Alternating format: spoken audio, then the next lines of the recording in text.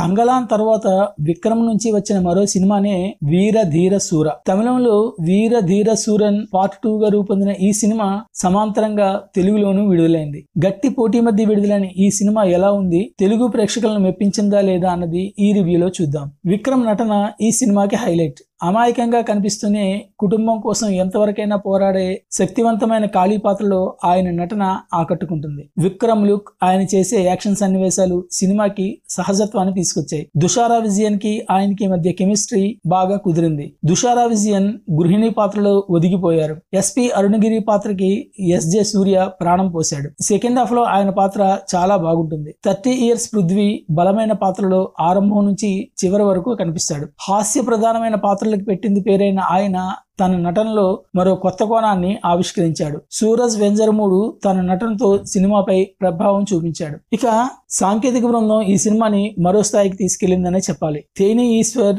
తన కెమెరాతో మ్యాజిక్ చేశాడు. సుదీర్ఘమైన షాట్స్ తో ఈ కథా ప్రపంచంలో ఆడియన్స్ ని లీనం చేశాడు. జీవి ప్రకాష్ నేపథ్య సంగీతం ఆకట్టుకుంటుంది. కళా ఎడిటింగ్ విభాగాల పనితీరు మెప్పిస్తుంది. కొత్త తరం ఆలోచనలకు అద్దం పడుతుంది దర్శకుడు అరుణ్ కుమార్ మేకింగ్. ఆయన ఎంతో డీటెయిలింగ్ తో తీర్చిదిద్దిన సన్నివేశాలు, సాంకేతిక బృందాన్ని నడిపించిన తీరుని మెచ్చుకోవాల్సిందే. నిర్మాణం కూడా ఉన్నతంగా ఉంది. ఈ సినిమా గురించి ఒక్క ముక్కలో చెప్పాలంటే వీర ధీర శూర, విక్రమ్ యాక్షన్ హంగామా.